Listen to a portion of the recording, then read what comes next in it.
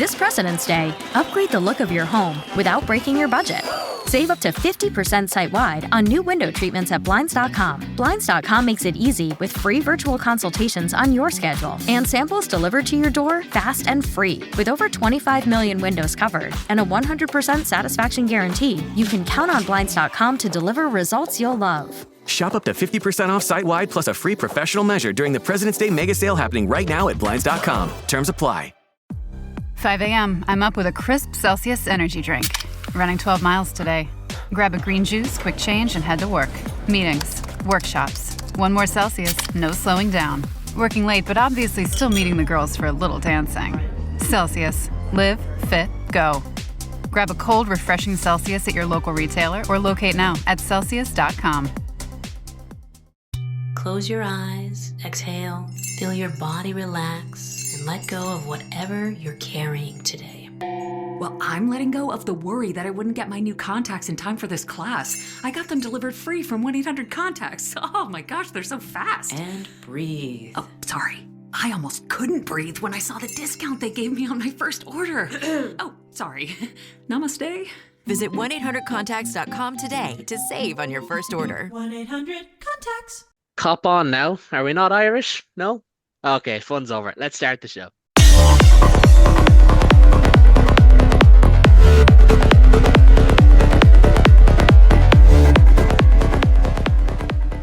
Hello and welcome to the latest episode of the Intro Show, your home for all things Irish rugby from across the professional and amateur men's and women's game in Ireland. I am joined as usual by Adam and David, who are here. Ben is on his way. He had tech issues right as we were about to hit record, but he will be here. And back by popular demand to the Global Game Night channel is Italian rugby fan and expert Mike Petretta. Mike, I'm going to bring you in first. Firstly, thank you very much for joining us this week. Thank you for having me. Can't be easy to accept the invitation on a week where you lose by 7 points in Dublin. But tell us about yourself and your channel firstly for Telly to Rugby and all that. Yeah, of course. So we're an English-speaking Italian rugby podcast. We've been around for a couple of years. Focus predominantly on rugby. That's the only thing that we focus on. So no hospitality or anything like that in the background. And yeah, just try and get sort of some analysis insights from players and coaches, and yeah, just trying to spread the gospel. Yeah, I mean that's what we're all trying to do really, but some of us end up getting called troll accounts or different things, or get given out to if we don't wear certain jerseys. But I'm in the fleece at the moment, so I think everyone should be nice to me this week. Adam? I'm really worried the fact that I'm not in a jersey. I'm the jersey guy, and I do get pointed at. Can I ask you a question, actually, Adam? While it's in my head, it's not got to do with jerseys, but is there any chance you're going to end up leaving us halfway through the Six Nations to join Vittorio and Andrew Trimble on their excellent rugby podcast? Oh, do you know what? I saw Vittorio on Friday, and he was incredible. He had a wee trad band on when you walked in, and I was just like, and it was his biggest show in Liverpool as well. So it was his biggest ever show, and I was just like, he was incredible. So I did try and get a wee Interpro show, wee card, and he was like, I like your thoughts, and it's a very Ulster-based podcast, so you never know. The jig might be up. Yeah, well, you never know. Like you have like Andrew Trimble, who's that bit older, Vittorio, and then yourself. Like you could have 3 generations there of Ulster rugby fan, and just bring on like Willie John McBride then as the old guy or something. I grew up worshipping Andrew Trimble. Like that's the thing. Like he was class. So did Vittorio as well, I'd say. But anyways, enough about other podcasts. They can be found on other platforms. So we are going to start things off tonight by talking about Ireland against Italy. We've a lot to discuss. Some heavy topics as well that we're going to start with in case people just want to jump ahead. You kind of know what that is. We're going to look ahead to the England game and do a little bit of chat on the Ireland under-20s win over Italy. One of the games of the year, actually. But we will start with Ireland's win in Dublin in the Aviva Stadium. 20 points to 13. Am I right in saying? It was a 7-point game. I was there, believe it or not, and I still can't remember. But unfortunately, David, it is the non-sporting side of things I think we have to start with. We can't avoid it anymore. Andy Farrell firstly questioning, are you not Irish if you don't support your tens? Which personally not a big fan of the phrasing, but get into that in a bit. And of course the racist abuse of Edwin Adogbo online that followed. But just kind of start with the out half stuff. Look, we condone any abuse and all personal We stuff. Like, don't condone. Yeah, yeah, sorry, sorry. That, it's an yeah. important distinction to make. Oh, Lee, save me with your editing skills. But look, it goes without saying, obviously. But at the same time, it is kind of the fact that it's unsurprising almost says a lot because I felt this week rugby's delusions of grandeur kind of kicked in as if this was like a thing that only happened here in Ireland. Like it was a brand new facade, but it's like it's not. This happens everywhere, and this is almost par for the course, even though it shouldn't be. Yeah, yeah. Sorry, which do you want to touch on first? The sound, We'll start with the 10 the 10 toxicity stuff. part. Yeah, so the 10 stuff is kind of a I don't know. It's a tricky one to balance. I've heard basically every podcast that has talked about the game talk about it, and every podcast that's been talking about rugby for the last 6 months has talked about it. It's kind of unavoidable. I do think, we think of ourselves as having an obsession with 10. I can't remember which podcast I was listening to, but basically most countries do. Like it's a position that people obsess over because I think there's an outsized belief in how much of an impact the 10 has on the team. And they do have a huge impact, but it is still a 15-man team. And just look at this week, like Ireland play England. Owen Farrell stepped away because of he always felt he was never loved by English fans, and Marcus Smith Yeah. is probably the most He's Owen Farrell Marmite stepped figure in away England. for very similar reasons to Yeah. why, either Prendergast or Crowley could step away at some point if they felt like it. And I'm sure Andy Farrell, being his dad, feels that and is aware of that. I think the thing that's tricky to balance is that, and I feel a lot of people feel they need to caveat it by saying you're still allowed to criticize tens. They're different things. Like it shouldn't need to be said that there is a difference between criticizing a player's performance and their quality, and even questioning whether or not you think they should be selected. That's a perfectly reasonable position to hold. But I think it's when there's such a fine line, and I think it's very difficult for us as Leinster and Munster fans specifically to walk. I'm sure it'd be interesting to get the weigh in from a Connacht or an Ulster fan on how they see it, because I do think so much of it starts at that level and then just builds up and up and up from there. And it's, the rivalry is something we love, so it's something that you feed into. But then I do think it's become so high octane and so intense, and I think people not like us, because we talk about it, everybody talks about it, it just gets amped up to such a high level that the barrier for acceptability just gets pushed further and further and further. And then you meet people who are otherwise perfectly lovely and reasonable people, who just think there is no limit to what you can say or should say, or how you should react, We don't want to have a situation where people feel they can't criticize. To be honest, I don't think that's ever really that much of a concern. But yeah, I just think we do have to be a little bit careful. I don't think it's a mark of how Irish you are, but I do think there's a degree to which a player being not booed off the pitch, but I was in the stadium when Sam Prendergast came off. Yeah, it was a cheer for Jack Gurley, but there was a lot of people cheering because he was coming off the pitch, and that's not nice. It felt very, very pointed, and you could see on Sam's face that he knew it. And to be fair, he also knew he hadn't played well. He missed two fairly straightforward conversions, in open play. He wasn't his best. The defensive thing is something that's been used to beat Sam Prendergast with a lot, and it is something he needs to work on, and it's not acceptable for a player at his level. I think the thing that was most frustrating about that performance is that it didn't reflect all of the things he's usually quite good at. But that's the separate conversation of criticizing the player for his performance, which is fine. I do think we've kind of led into an area now where it's so heated that whichever player ends up in the jersey is going to get an outsized amount of criticism and an outsized amount of focus. And I think the pressure is showing that at the end of the day, these are young guys. These are really young guys, and to have a stadium of 50,000 people either on your back for good or bad reasons, is a lot. And I think it goes without saying Sam Prendergast felt pretty shit coming off that pitch. It probably goes without saying as well, if 52,000 people weren't shouting at him, Jack Crowley probably doesn't miss a kick to touch at the end either. So I think the pressure is showing, and while we shouldn't shy away from criticizing the Tens, I think some of the heat needs to come out of it, because at the end of the day, when they pull on a green jersey, these are Irish players, and we ultimately, while we might want our guy to play more often than the other guy, once they're on the pitch and they're in green, we should want them to win. Yeah. Well, look, I completely agree. I think it's only normal that people will have their own biases. Like and obviously we've discussed this massively in terms of representation and things like that, be it in the media, be it in team sheets. I think it's super important for sport that we'll always have tribalism. That we'll always have these mini divides within fan bases. I think that's perfectly fine. There is a line. The line is very obvious. I think people say, "Oh, it's a fine," like it's a very obvious line as to what's personal and directed and what's different. And like I hear of like stories. Like I actually think one of the best for this is Luke Fitzgerald. I don't listen to him a lot. He'll always tell you if he bumps into a player and what ends up happening and the kind of the pushback. And what I think has happened with especially around the 10 debate is that everyone tried to bookmark that they were the first to get there, that they were the ones to call it. And I think that's one of the big things.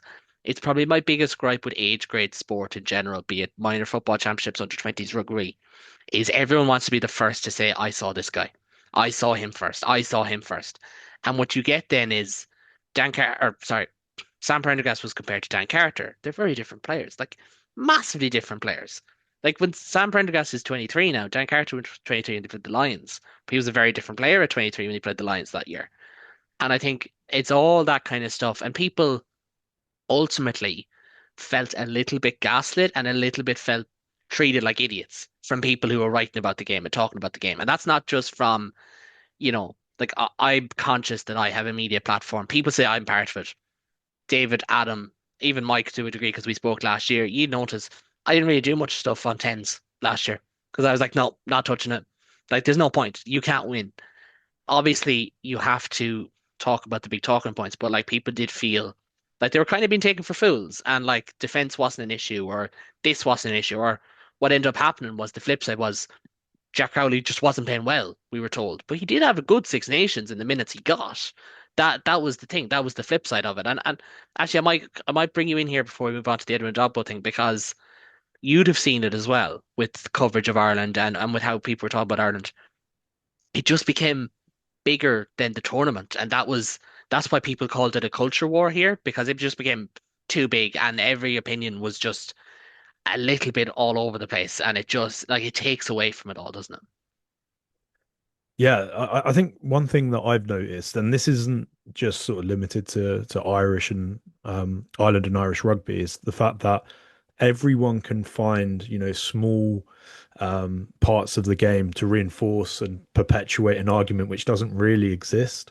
So, and because of sort of how algorithmic things are, people are stuck in an echo chamber, and if you're on one side of, an opinion and the people that you follow have a similar opinion of you, it's just going to sort of exacerbate to something which is polarizing, and that's what it is. I think in this case, obviously both are fantastic players, and the boys take the piss out of me on my channel that I always say horses for courses, but it is very much an element of that.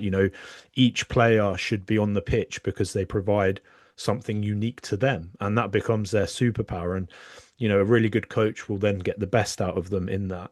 So it's tough to subscribe to, this person should start full stop, because the game's moved on from that. It's a 23-man game, and depending on what's in front of you, you need to adapt, and also depending sometimes to the conditions, you need to adapt. And that for me is a really important part. When we're looking at these young players, right? First of all, I saw a comment from Genge that social media is poison, and it's poison to these young players. And I spoke a lot to Stephen Varney a few years ago, and something that he resonated with him. He was always attacked, for various different reasons, and for personal reasons. We can call it what it is, because we're going to get on to Edward Jobbo. Like it was very personal reasons with Stephen Varney, and like even for myself.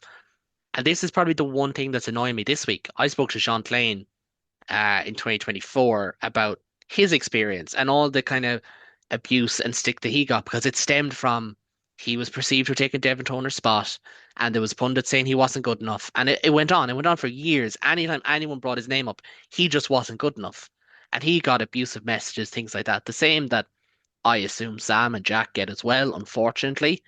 But it shouldn't get to that level. It shouldn't get to the point where players who are all more than good enough, like the vast majority, are getting personalized abuse because X person, like in Varney's case, it was YouTubers. In Sean Clayton's case, it was ex-Ireland captains. It should never get to that point, should it?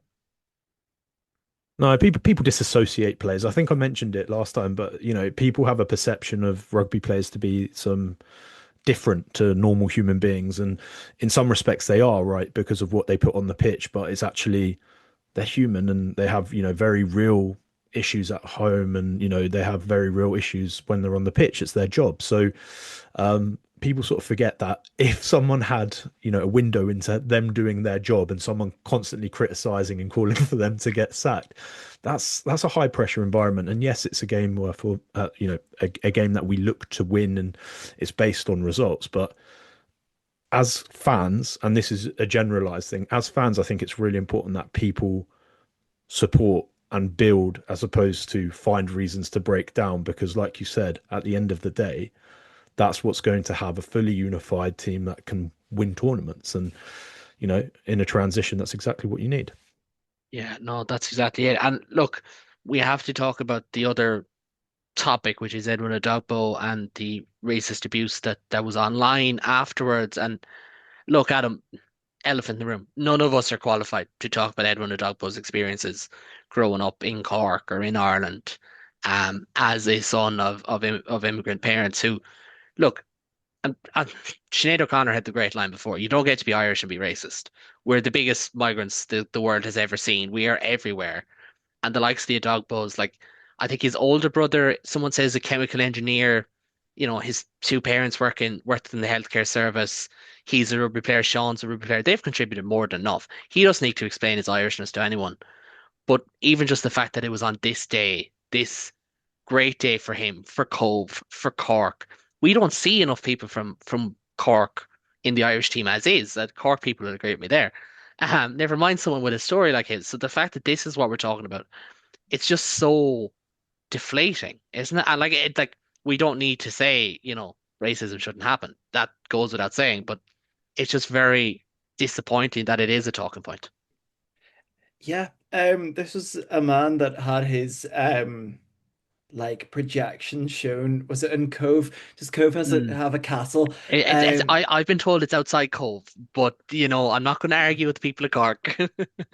Well, this is a man that had his projection shown on the side of a castle saying "Well done in your first cap."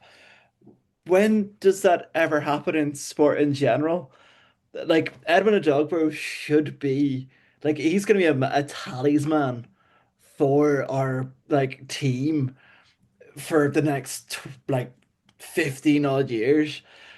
There should be like the whole social media the abuse that he got was sickening, and Johnny Sexton said it as well. Like it should not be a case that this overshadows his debut, because he came on in his debut and he had an effort. He put in so much effort. And when it comes to the comments and when it comes to the abuse, and you hit it on the nail on the head there. We come from a place where we have migrated all around the world. Like there was like at one point in the 1980s, it was no blacks, no Irish, no dogs. Like the, there just is no place for it at all anywhere. Like there just is not a place for it anywhere. And with Adogbo playing so well for Munster, he's been on our radar for so long, and his brother's been on our radar for so long. He's contributing on a national level. He's representing all of us. Like he's not representing just himself. He's not representing just his family. He's representing all of us. And as you said about the struggles with Jean Klein, and the struggles with Stephen Varney, which I didn't really know about before, but when you think about the likes of all the players that have represented us and have proved themselves well, Edwin Adogbo, correct me if I'm wrong, has only started rugby when he was in 2015. Yeah, Yeah, which and is he was a tennis man. Like imagine defending his serve in tennis. yeah, he's a man that should have been like he could have been playing in Wimbledon, but he was like, no. 2015, so he would have been he's the same age as me, so he'd have been about 13, and he decided to play rugby, and that was the start of this great career. He's gonna have an illustrious career. Like he's one of those ones that you'd really want to like. When I came onto the pitch, I was saying to my mate, we were watching it in the pub. I was like, he is going to run through walls, and he will. and he does not deserve this amount of abuse. It's the same, like it's like it's just disgusting to see. Like it is Yeah. really disgusting to see, and like Edwin, like he shouldn't be subjected to it. It should be a day to celebrate him. And I really, really love the fact that he sang Beyonce as well. Like he sang, I said that group chat in, like with through all the hate and stuff like that as well. Like he has this really, there's this really good video online of him after his debut, and he's singing a song because it's his debut, but like it's just the proudness of it. Like he's represented his country, he's represented us, he's And just to represented. jump in there, there was a video the RFU put up of him in the anthems, and you could see how much it means. And I think one thing Yeah, that has always been said about Irish rugby is, and your province gets this a lot, of how much they really care. Now, obviously, with Ulster players, it's a little bit different. It's a generational bias. With some Leinster players, there's a bit of a generational bias or a class bias there. But for him, you could see how much just getting through our own Avine and how important that was for yeah. him. And like these are the things, and I don't want to jump across it because we do have to get into the rugby because we're about 20 minutes in at this stage. But I was unbelievably proud. I was sitting beside Izzy Todd, who was an Ulster fan, who was in the media section with me, and go follow her. She's great stuff up on her page on Twitter and on Instagram. But she was almost watching me watching him come on. Because for me, like I've been watching this guy for a long time, I wouldn't say dealings, but I've known people who would have known him in college, and everything everyone speaks about him, how Simon Zebo spoke about him last week. It was just a feel good story, and it's horrible that we talk about this with Sam, with Edwin, two guys who are only 23, like they're kids. Do you know? Like they're literally kids. But look, we'll focus on the rugby for now. Hopefully, it doesn't come up again. But it is what it is, and it probably will, especially with the 10 debate, because that will just not end. But Mike, I'm going to let you draw the first blood here in this one. Italy were good in this game, but I think the one thing, and myself and Hugh talked about this on the Six Nations Rewind, they were good for probably 80 meters of the pitch. It was that final 20 meters that has let them down again, unfortunately. Yeah, so it's funny you say that. I rewatched the game beforehand, and in the first half, I counted 6 entries in the 22, 1 try, 3 balls lost sub 5 meters, and that conversion rate, if you want to be a top team, is just not good enough. Um, we always seem to lack that sort of last spark of quality against top opposition, and whether it's mental or not, I don't know. We do travel down the pitch quite well. But that said, I think it's one of those things where if it's a composure thing, maybe it's a panic thing when we get close to the try line. That either needs to come from experience and being in those positions and hopefully making the right decisions, because I do think a lot of it is decision led, which is forcing us to make mistakes. But I'm happier to see this over this game and the last game. We're starting to see those steps in the right direction. We're finding ourselves in a lot more opportunity to score points, whether it's taking the right decision and maybe kicking. I'm thinking particularly sort of the end of the first half with that scrum penalty. Little things like that I think make a big difference. If you're going to go for the corner, obviously make sure it's after it's a fully converted try. So little things like that are just really important, I think, at this level. Yeah, and even if you're going to kick for touch, make sure it doesn't need a deflection off Robert Balogun's leg Right. to make it into touch, which unfortunately happened. But David, the flip side of this is Italy were very good. I watched the game back as well on Sunday evening, I think it was. Sunday morning actually. And I can't help but feel like this is kind of Ireland's level. And I'm not saying this was Ireland at their very best at their new level. I'm not going that far. But eventually you have to piece up all the pieces together. And over the last 18 months, I feel like this was a 6 out of 10 Irish performance at this level, or a 7 out of 10 Irish performance at this level. And that as much as Italy have kicked on, and they absolutely have, Ireland have regressed. And that's why we've seen this gap narrow year on year between the two teams. Oh, without a doubt. It's I think the biggest mark of it was that like this was a one score game. it was the end was frustrating because it felt like we could have gotten a bonus point. But I think in hindsight, there was no way it really felt like we deserved a bonus point win. In that final run of play before James Lowe picked off that ball, I was just really hoping that we could win. And the fact that we were that close to the end and it didn't feel unearned, it didn't feel it's weird to say it didn't feel catastrophic, as in it wasn't like, oh my God, what's happened? It was like, yeah, no, this feels about right. This is a very good Italy team they've been building. And the thing I really like about this Italian team is that it's not a flash in the pan. It's not like, oh, this is just like the best Italy have had in 10 years and the worst they Ireland have had in 10 years. And that's why it's this close. It's like, no, this is an Italian team who, shorn of some of their good play, Brex wasn't there, Capozzo wasn't there. This wasn't even Italy at full strength, and they still more than put it up to Ireland. And we just seem to have, yeah, we've regressed. We've taken a step back. There's a lot of we're still lacking, it feels, a really comprehensive identity, and it's um there's moments of good stuff in there, and there were good player moments out of this as well. Like, if you want, I want to steer towards the positives. I thought Rob Balogun was phenomenal. Like, He's on my notes to talk about. yeah. So yeah, he So was excellent. we can touch on him a bit later, but like, he was good. Stuart McCluskey continues to be good. Cormac Chukwu was good.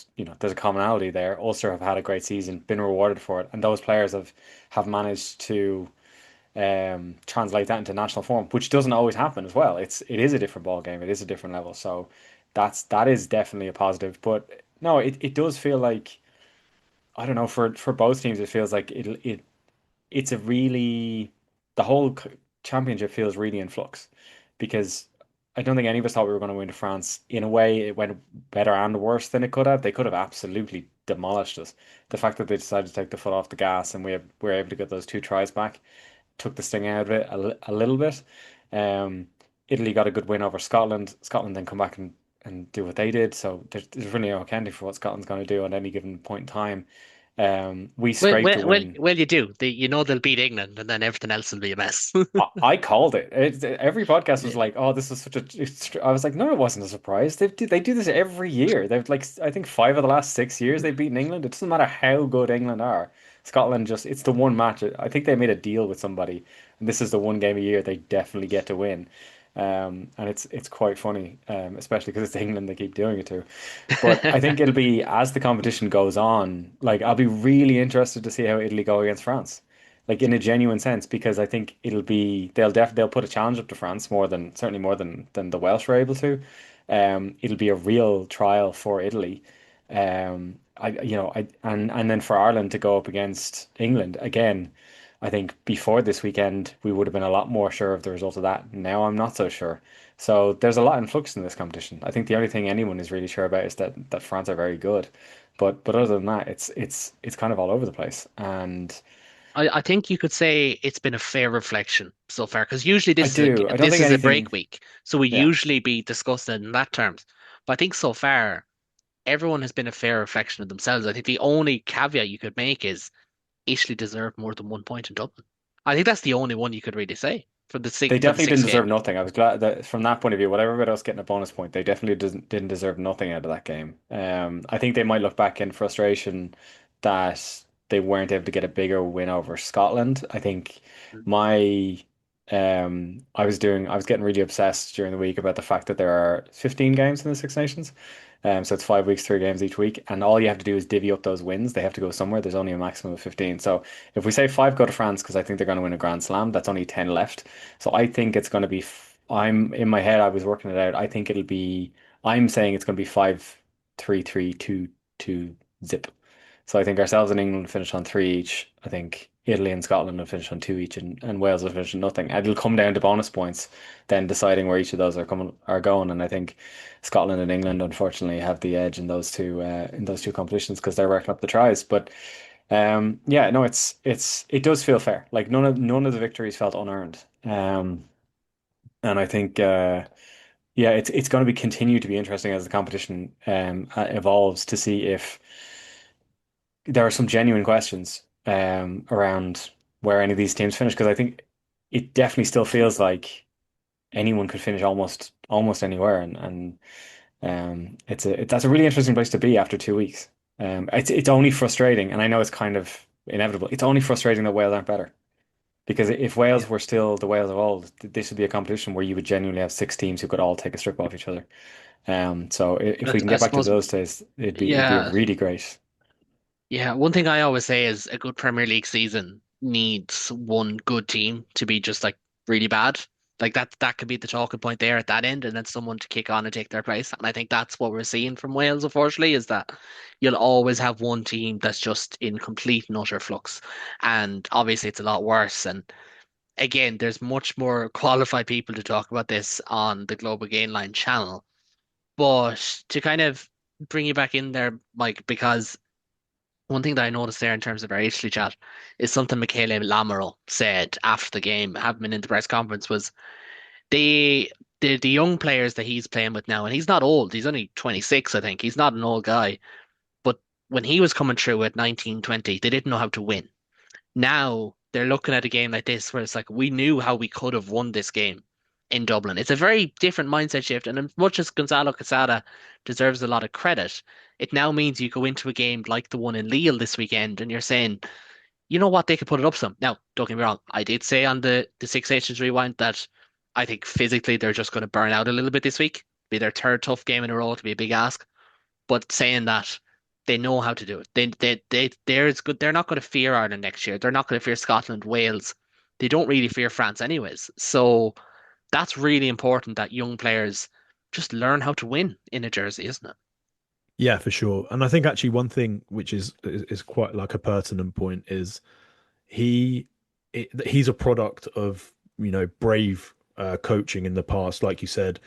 Casada's going to get all the plaudits, but actually O'Shea, Franco Smith, they took chances. And if you look further back, it's a thankless task, like Jacques Brunel as well with France and so on and so forth. You can see that it culminates in these players getting experience from a younger age. And like you said, the first questions that he was getting for the first 2 years of his captaincy is, should Italy be involved in the Six Nations? And if that's what's being sort of presented in the media, and people back home are watching it, and the kids in the pathway are watching it, it's created sort of quite tough youngsters at age grade. I'm thinking, Jack Ferrari's speech against England. I'm thinking about Odiase's speech after England, and talking about being forced to eat shit by all of the other nations. And it's created these resilient players which are now starting to seep through in the national team, who have beaten their counterparts at age grade as well. And like you said, now we're in a position where we are learning how to develop into a nation that can compete with the best. And it's been a slow transition, but it's something that we're going to be continuously working towards. So yeah, I'm super proud of the boys. I'm super proud of where the team has come in the last sort of 2 or 3 years, particularly because there was a point where I genuinely thought Italy probably weren't going to be in the Six Nations, and that's a tough place to be. So yeah, I'm super proud where we are. Yeah, well, that's good. And one man that's going to be very proud as well is a certain Ulster man on this call, because between Stuart McCluskey's quarterback class and Robert Balakoon's incredible finish, like, can we talk about this? Like, I know it's only from 20 yards. He'd no right to score that. Only Robert Balakoon scores that try. But David, no, Adam, we're going to have to give you the floor on this one. Bobcat and Stu were excellent. I spoke to Stu after the game and asked him how often does he do this. And if we've any young people listening, first of all, don't. We are too loose. But if we've any young people listening, he just said, I just go around with the ball in one hand the whole time. That's literally just that's all I do. He doesn't practice it. He just always goes around with the ball in one hand. And it showed and it paid off. And Robert Balakoon worked his socks off, deserving player of the match. A very proud day for Ulster fans. And to bring Izzy back in there, as I mentioned, she was very proud that he got man of the match and they played well. So it was a great day for the Ulster lads. It was really, really nice. Like I've like being an Ulster fan in almost like Irish exile for the past couple of years, and now only like now picking the Ulster players. I'm like, guys, this is what you have been missing. This is the extra zip that you've been missing. This is like lads are having fun. Stuart McCluskey's going to be like Tom Brady throwing quarterback style passes. As Um, long as they stop mentioning Aaron Rodgers. Anyone who doesn't realize why yeah, that's a bad idea, you yeah. don't need to. Just Yeah, no. it's mad. Like I can put in any other quarterback off the top of my head and it would be grand, bar him. Anyway, Yeah. but yeah, it's one of those that like Robert Balogun had to beat three players to score that try as well from 20 yards, by the way. Like he I felt like he played really, really well. And it just shows the talent of wingers in this country. And I'm bringing this out to the wingers in this country because, I could be an Ulster bias fan, but like Tommy O'Brien is also a very good player. JJ Kenny's a good player. Zach Ward's a good player. There's loads of Adam, the players. whole point of having guests from each province is that you're allowed to be biased. Oh, You're not sitting on the Virgin Media panel here. fuck it. Okay. Yeah, but Balogun was absolutely unbelievable. And do you know what? Give him his flowers because he has struggled with injuries in the couple of seasons beforehand. One of my mates was like, "Oh, is he really up to it?" And I was like, "No, always been up for it. It's just that the injuries have proven this sort of stress, this sort of like, he deserves way more caps than he does, but that's only due to his But poor injury record." not only we should say, because the first time we ever spoke on a Zoom call was the night Dan McFarlane was let go, and you would have been of the same opinion of I that Ulster's attack under Dan McFarlane did not get the best out of Robert Balogun. It didn't help his Oh, international career. do you know what? That was a weird night, but That was a weird night. it was one of those. I think that was my second ever podcast with you, possibly, but it was one of those that like Mark Sexton's unlocked this attacking ability in the Ireland in the Ireland team. I don't want to speak on that. He's not going to be in Ireland anytime soon. Hopefully, keep it Ulster. Stay in Ulster, Mark. Keep it to Johnny. Anyway, but yeah, I think that he's really unlocked this ability to like players really look like they're enjoying playing their rugby. Like they really do. Like Izuchukwu as well was unbelievable in all parts of the pitch. I feel like he did little to nothing. Like he stole a lot of lineouts as well, which was like perfect in our like the basically how one of the reasons why we won the game was disrupting that level of set piece. The scrum didn't go so well, but there's other aspects that we did win it in. And Stuart McCluskey at the minute, to be fair, we can ask anyone on this call, has probably been our best player of the Six Nations so far. Like he has been trucking up the meters. He's been the one that's fighting and fighting and fighting to get through. He's really taken this chance with two hands as well. Nick Timoney as well, when he came off the pitch, didn't do much wrong. I thought he played really well as well. Like a solid player to come off the bench as well. I just think as an Ulster fan right now, it's sort of that weird Twilight Zone feeling. Compared to this time last year where I was just like, oh, I get why we're not starting a lot of players. So now where I'm like, I want more. In the 10 debate, why is Jack not being mentioned? I want Jack being mentioned. We want Murphy. No, You no, know, you don't. You don't. That's kind of the point. Is we don't Yeah, need no, people yeah, dragged I into know, this I know, debate. yeah, I know, I know, but the little Ulster rugby hipster in me, I was calling for Aidan Morgan this time last year to be in an Ireland shirt. We all seen how that went. So I mean, hopefully, he it started the is. season well. In He started the fairness to him, season well. He did, but yeah, it was one of those like as an Ulster fan watching this Ireland team, it's like when I grew up watching Ireland, we always had like a Tommy Bowe, Andrew Trimble, Rory Best, Stephen Ferris as well. I'm thinking Chris Henry in 2015. There's lots of these players. Yeah, that great Streets won't job. forget. Streets won't forget. Streets forget that Chris Henry had that turnover on the French player in 2014 Yeah. that ended the Uh, game. it's the 2015 Andrew Trimble and Chris Henry combination for Ireland. It was incredible. Like that France game, like Streets won't forget it. They We're won't forget the Trimble 100% try. losing you to Vittorio and Trimble's podcast. It's been confirmed. Uh, imagine. I might just try and move off this, Adam, because we have another game to get into, another two games to get into, actually.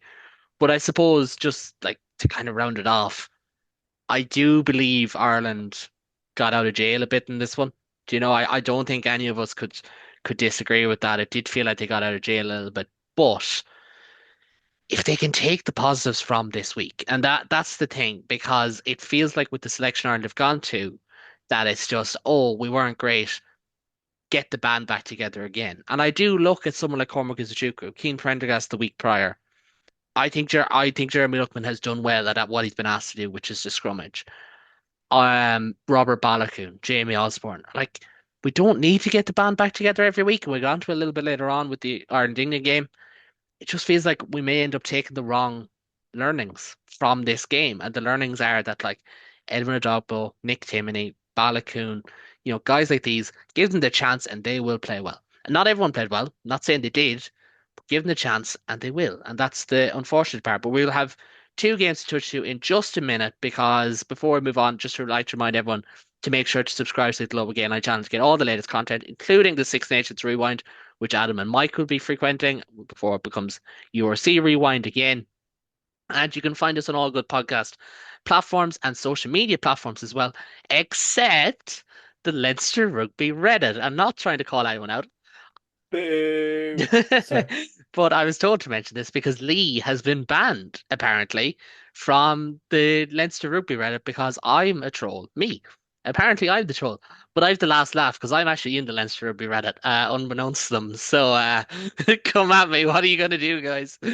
But we're just going to move on really quickly to the 20s game because an absolute humdinger in Cork. I'm not sure if you actually seen this one, Mike. It would really help if you did, because the other two lads didn't. No, I did. We're good. We're good. Ireland getting over the line. Josh Neal, player of the match.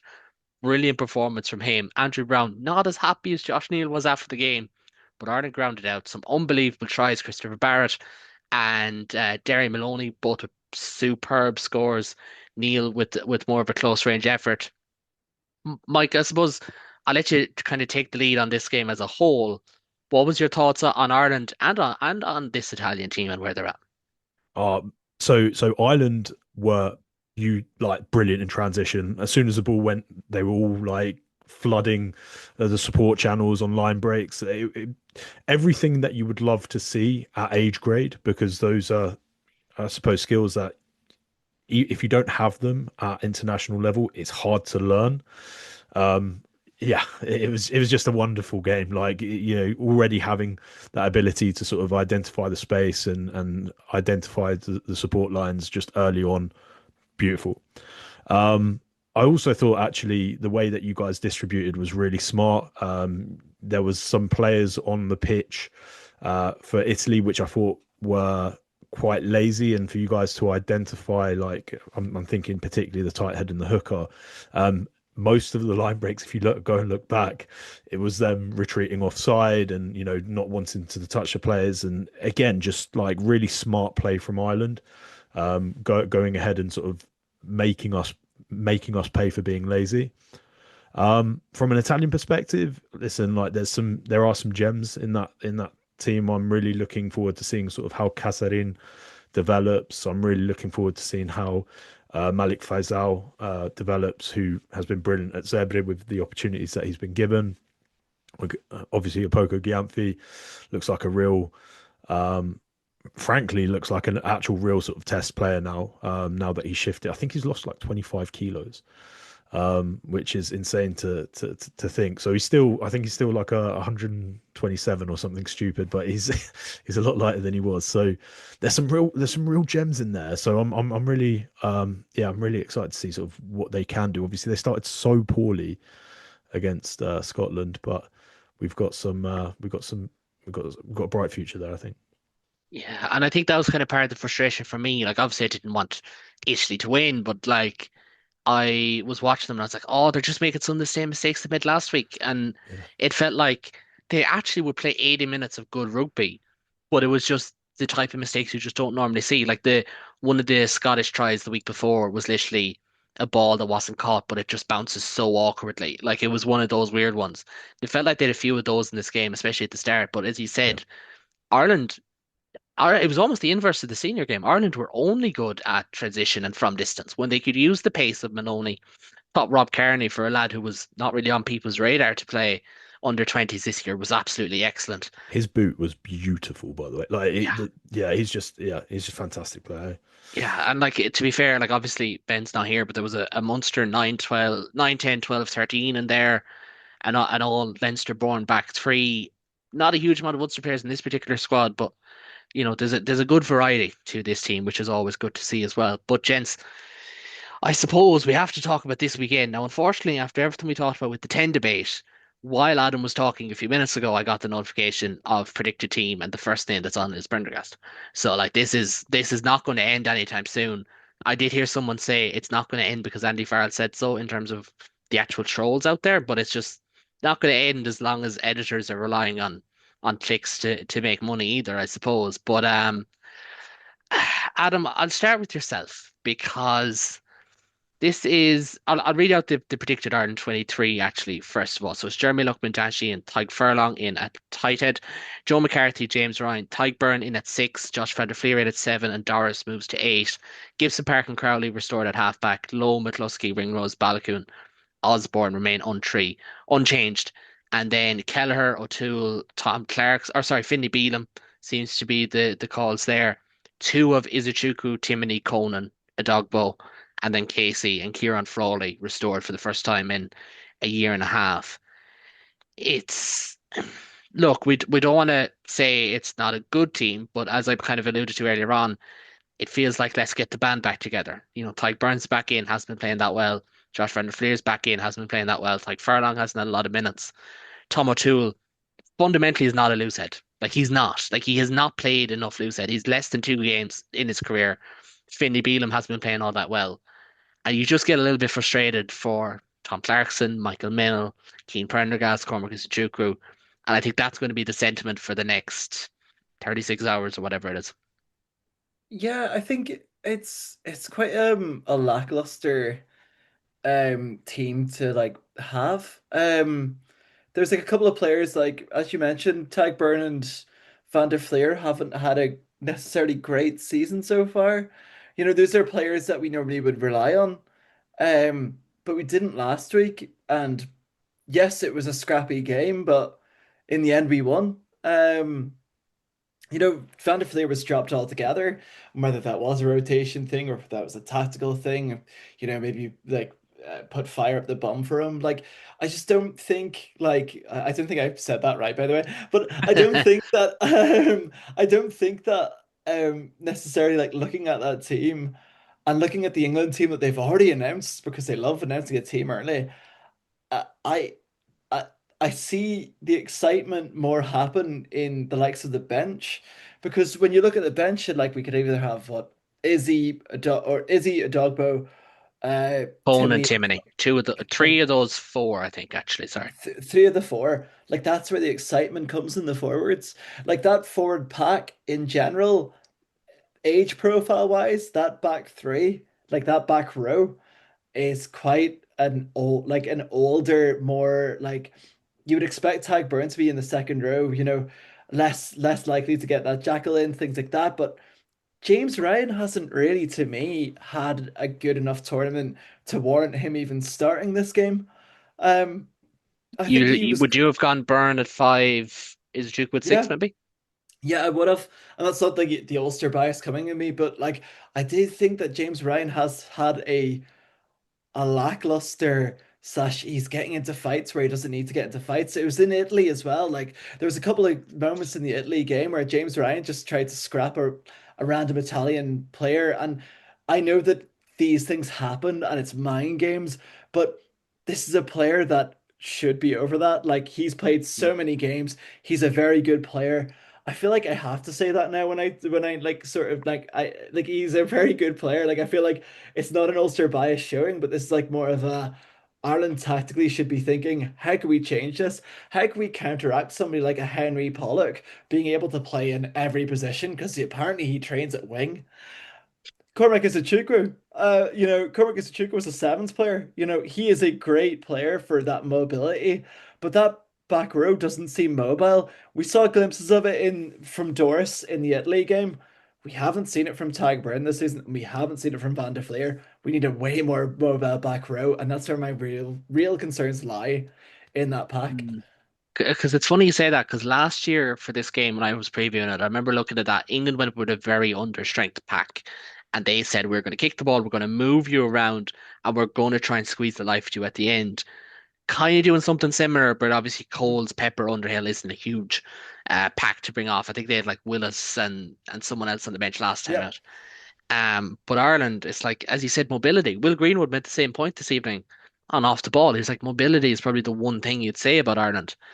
And I suppose, Mike, is your kind of neutral eye on things, or resident Munster man, whichever one you prefer to take on this evening, because we've no Ben after all. But what when you look at those sides, what way would you be kind of leaning? Because the perception here that we've heard is, oh, England are only just being too arrogant ahead of the Six Nations and they've been knocked down a peg. But it's kind of like, geez, I wouldn't write them off just yet. I think they deserve a second chance, especially if Ireland are handing out second chances. Yeah, I think England are going to try and really sort of put the set piece under pressure. I obviously there was Italy had a good result against Scotland and Ireland, and I think they're probably just going to try and target that. Obviously, see if the game breaks up. Obviously, with Smith and Jack Van Poortvliet, those guys thrive in sort of broken play. So I think what they're probably going to try and do is really sort of outmuscle and try and win the game in the last 20 minutes. That said, if you guys manage to get that shape on shape and try and have those sustained like phases like you had with the Balogun try, which was stunning. That looked like the island of old. If you manage to maintain that and move around the big, slow, I'm taking Genge out of this, by the way, but the big, slow English forwards and sort of play to your advantages, you guys have a real chance here. Especially because they're wounded and frankly, they probably don't think they're as invincible as they thought they were at the start of the season. Start of the Six Nations. So yeah, man, I'm this is a game where I think England probably do go in as favourites, whether they're heavy favourites or not. I don't necessarily know, but this is a real good chance for you guys to show that you're taking strides forward as well. So yeah, I wouldn't put any money on this game. Yeah, I've been a similar bro. I do remember having it said to me the morning of the game last week that the handicap was about 17 points, and I was like, oh, take Italy on that, like 100%. I don't know what it is this week, but it's very much teeing up like it could be a one-score game, as they so often are in Twickenham. But Ireland's record there isn't hectic. And David, to kind of start to put a bow on this episode and on this preview, I suppose, firstly, what do Ireland need to win this game? Secondly, can they win this game? And thirdly, will they win this game? And maybe I'm being foolish, but I'm starting to get just a little. I think I've listened to too much Irish podcasts this week. I need to listen to Ugo Manya and the boys or something to calm me down as well. But No, I think it's a very open engagement. England are um well, Kellan, I've only been watching rugby for a scant 8 years at this stage. But England are a team who always scared, like from the beginning, they're the team that have scared me the most. Even when France have objectively been the better team, there's something about playing England. it's They're called just generational trauma, David. that's probably what it is. But they're genuinely, there's something about them. And they can be such a vibes team when they get up, they can get really up and they can cause a lot of trouble. For some reason, like we joke about the Scotland team thing, it almost seems to go in reverse where they don't get up for Scotland and that's why they get taken by surprise, which is really weird. It's like that's the game they write off even though they really shouldn't. Um, but they always get up for this game, and so it's not gonna be easy. I do think it'll be if Ireland win, I do think it'll be by a score. I think England have it in them to win by more, but I think if Ireland win, it'll be by a score. They have Henry Pollock in the back row. I think this is one of his first starts. I don't think he's had a lot of starts for England. If any, For a Tommy start. Freeman, I think, has been restored back to the wing. Henry Arundel, having escaped punishment, is back on the wing as well. I'm happier to see one of those guys out there than the other. Arundel, if he has a similar performance, you wouldn't be super concerned. But Tommy Freeman, I always felt he was slightly wasted at 13. That guy can do such damage from the wing if he's given space and time. While you're on the topic, Um, David, and I'm not trying to, reopen old wounds, but is there a fear factor here? The fact that some of England's most important players in this game, Freeman, Mitchell, Pollock in particular, they will not fear Ireland. Not right now, not after what they did in the Aviva Stadium last year. All three of them were incredible in that game. Even move aside the Lions stuff and all that, Dingwall as well. They know how to beat Leinster. They'll feel like they know how to beat Ireland. And like the greatest respect in the world, you don't want to give Henry Pollock ammunition. As soon as I saw that team sheet, that's the first thought that entered my head. A shiver genuinely went up my spine. I saw Pollock at 8. I saw Freeman on the wing, and I went, ah, fuck, not again. Like genuinely, it was. That loss was one of the most gut-wrenching ones. Not because we've lost before. I've watched Leinster lose a lot of games that at that end of the season. I've watched us lose finals, and the finals do hurt worse. But there was just something about that game. It was the ease with which Freeman is so fast. Like he was able to find space and do damage. And then Pollock is just, he is a phenomenal player. He's a gobshite, but he's a phenomenal player. And as he continues to grow and get better, he'll back up. You can talk a lot of talk, but you gotta be able to back it up. I fear he's going to be the kind of player who more often than not is able to back it up. So he is still quite young. So, an older team with a bit more experience under their belt could possibly take advantage of that. But no, it's gonna be a hell of a fight. I'll be interested to see how England come back because I think we were teeing it up from the first weekend that final the final weekend was gonna be a Grand Slam decider, and now it's not. So England are in the unfortunate position where not only can they not win a Grand Slam, they also can't win a Triple Crown. The only thing up for them at this point is the championship. And yeah, that's got to be a frustrating place to be. I don't think humbled is the right word, but it's definitely got to stick in the craw because I think they didn't think that's where it would end. When it comes to the team, I had thoughts on it. I've seen the same team come out from a number of outlets now. I will say a couple of things. Just one is that. I think the Kieran Frawley thing I'm interested by. I have a suspicion that it's because people think it's going 6-2 and people don't think that Sam Prendergast or Harry Byrne will be picked at 23 if it's 6-2. I'm of the opinion that if you pick Jack Crowley to start, that's effectively the same as having him at 23. So you could do that if you wanted to. It doesn't lock you into picking Kieran Frawley. If you start Jack Crowley and you go 6-2.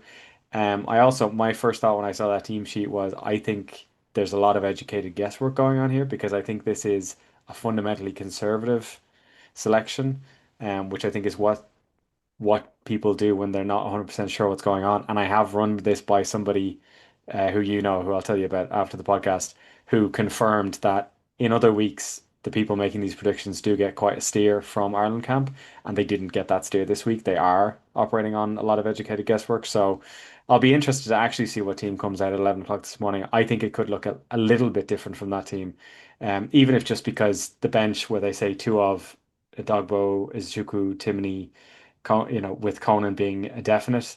Unless Izuchukwu is going to be your replacement lock, I suppose Ty Burn technically from 6 is your replacement lock.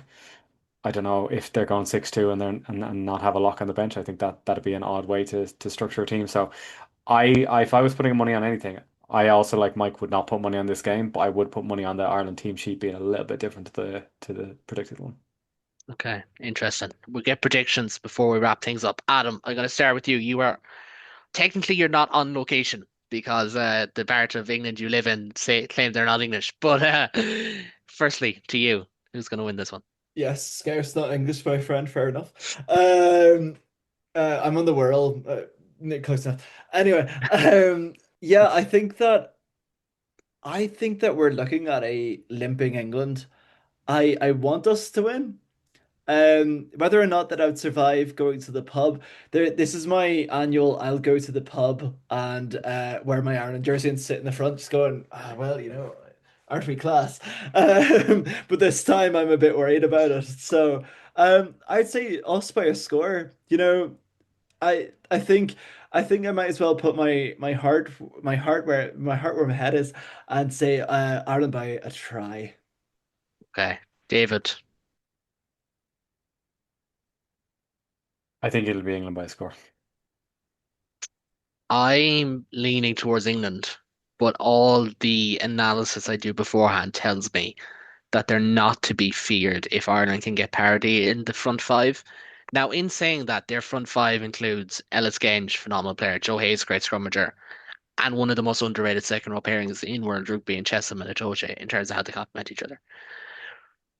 Ireland, if they're going to start the likes of Byrne, Van der Fleer, James Ryan, Furlong, and back the likes of, Beelum on the bench, for instance, Frawley on the bench, they need to perform. They need to perform. Like, I don't want to be going into this Wales game with this sort of a team. for instance, like fundamentally, they have to be fun.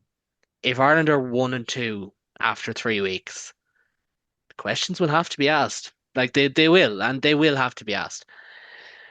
I'm thinking England, but I'm talking myself around to an Ireland one. So this may change by the time 2:15 comes around on Sunday. Saying England, heart obviously says Ireland. Mike, not really a decider because I sat on the fence, but Yeah, no, the final one.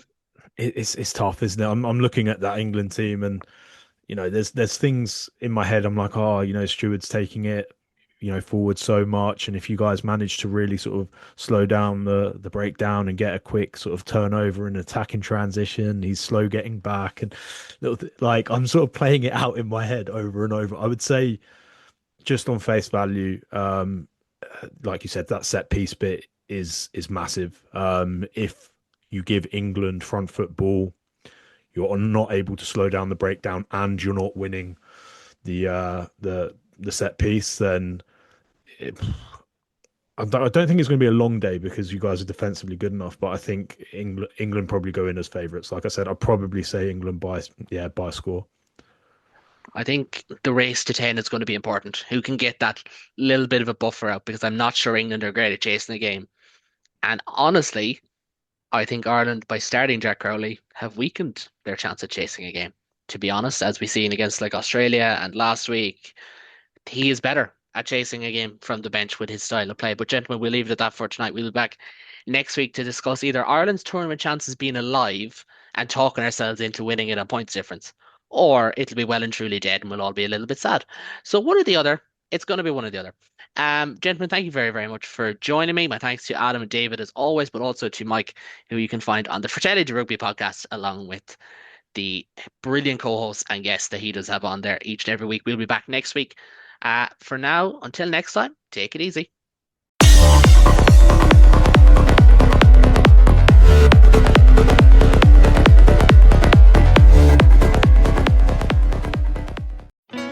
Where's your playlist taking you? Down the highway? To the mountains? Or just into daydream mode while you're stuck in traffic? With over 4,000 hotels worldwide, Best Western is there to help you make the most of your getaway, wherever that is. Because the only thing better than a great playlist is a great trip. Life's the trip. Make the most of it at Best Western. Book direct and save at bestwestern.com. Starting a business can seem like a daunting task, unless you have a partner like Shopify. They have the tools you need to start and grow your business. From designing a website to marketing to selling and beyond, Shopify can help with everything you need. There's a reason millions of companies like Mattel, Heinz, and Allbirds continue to trust and use them. With Shopify on your side, turn your big business idea into... Sign up for your $1 per month trial at shopify.com/special offer.